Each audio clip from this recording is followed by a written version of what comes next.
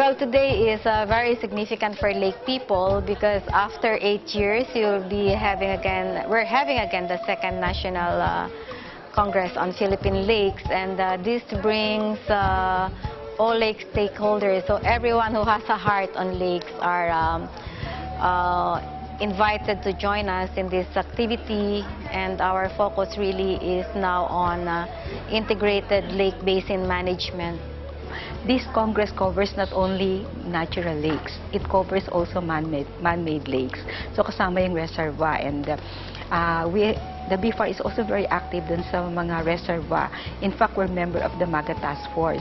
At ang nakikita namin talaga na malaking problema dito is talagang yung degradation ng especially yung water quality. Yung areas, yung mga even natural or man-made reservoir na ginagamit for aquaculture, malaki yung nagiging impact ng aquaculture in terms of yung nutrient overload dito, yung excessive loading ng mga feeds and also overstocking, and then also yung yung settlements, kasi it follows talaga na ang settlements ay nagbi-build up dun sa mga periphery nitong mga inland waters na to, and domestic pollution, agricultural pollution. Ito yung mga contributory dun sa degradation ng ecosystem. Of course, siguro yun ding yung open access, kasi parang most of yung mga lakes na yan ay parang it's open for everybody to use, ganyan. Pero parang hindi masyadong napagtutuunan nga yung aspeto ng conservation. Marami ng reports ng deterioration, no? Although may nagsasabi na, increasing fish production, but that's just one measure. When you say fish production, ano bang fish? It can be tilapia, it can be Chinese carp, which are not native to the Philippines. They are introduced. So yes, you're increasing production, but at the expense of what? We don't know. Or maybe we know a little bit, but not everything. So we don't look at just one phase in the lake producing fish. So that's why we have a multi-sectoral participation. We're requiring inviting participation from other sectors of society, not just in the fisheries, not just in water abstraction for drinking water, not just conservationists, but to come up with an, as I've said, integrated management approach, to come up with a framework for the best scenario for each individual lake, as the case may be.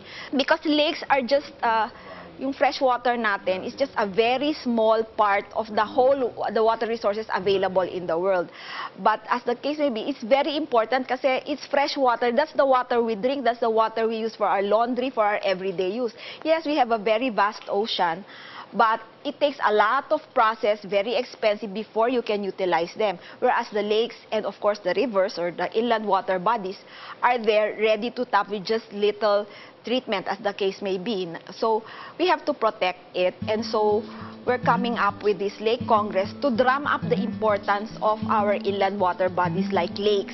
And we are organizing a Philippine Lake Network to drum up really support to come up with better management approaches, researches. So we have science-based policies on lakes. That's why we also invite local government units and the legislative in the person of Senator Subiri, so that whatever we come up with here, the participants will not go home and just bring it home with them, but it can be translated to management or legal or laws, for example, that can help in the integrated lake basin management of our lakes.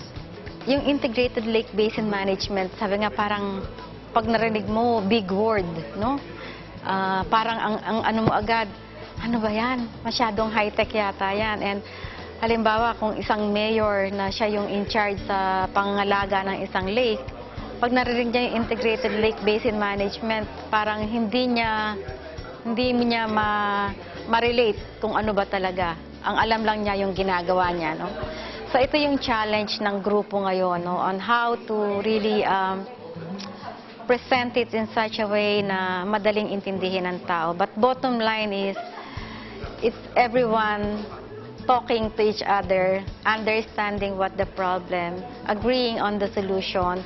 Kasi ang nangyayari ngayon sa pamamahala ng ating kalikasan, minsan napaka-sektoral.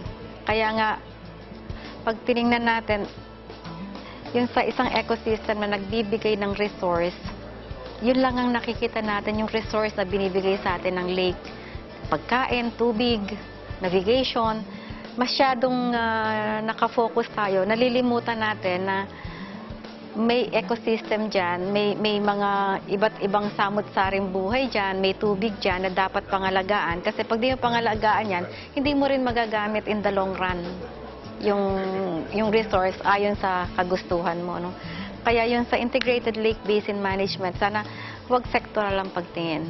Ibig sabihin nun, hindi dapat fragmented yung effort natin in terms of yung management ng resource. Dapat yung lahat ng stakeholders at saka yung mga agencies, national government agencies, academe, dapat yung effort nila will complement each other para mag-una-una, alam mo naman, medyo limited din yung mga resources natin. So kung each will contribute to the total development, hindi fragmented yung efforts, hindi isang concern lamang yung a-address, then siguro mas magiging sustainable yung management natin.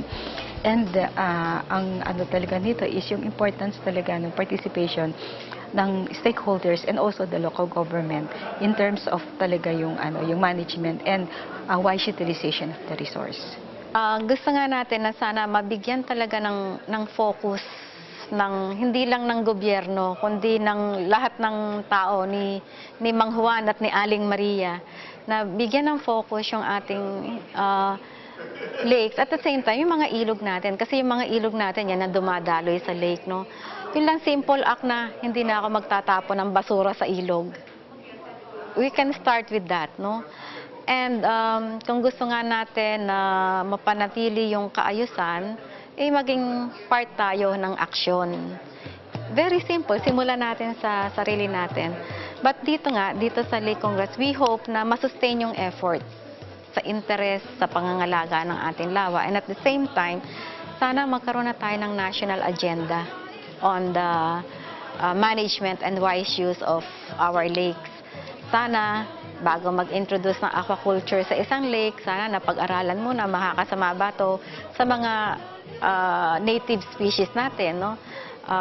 Sana bago gamitin yung isang lawa for water supply, mapag-aralan din ano bang magiging epekto niyan sa ibang gamit ng lawa. So these things, yan ang gusto nating mai-promote dito, na ang pagtingin natin sa isang resource, mapa-lake, mapa-gubat, mapa-ilog, ay huwag sektoral.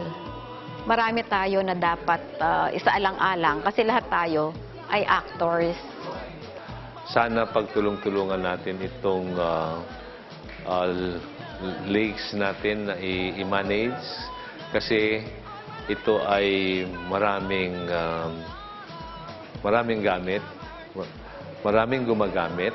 Aside from producing fish, ito ay ginagamit nila para sa potable water supply, and even for tourism activities and many more. No, maraming nito, no. What I hope is that the lakes that are able to deliver the services that they can to the public, but at the same time, the public will not abuse it, so that the continued services of our lake ecosystems can be sustained. So it's not just a one-way process. It should be drummed up in the mindset of the people, the stakeholders, that they have to take care of the lakes in order for the lake to give back to them what they want out of it. Ang lawa po ay buhay at maganda po na tulong-tulong natin itong alagaan sapagkat ito po ang nagbibigay sa atin ng hindi lamang ng mga pagkain, ng mga services na kailangan natin, kundi ito po ay isang heritage na kailangang ipasa natin dun sa ating mga susunod na henerasyon para naman ma-enjoy nila yung deserved benefits na nai-enjoy natin ngayon at para din to sa patuloy na pag-agos at pagdaloy ng buhay sa ating bayan.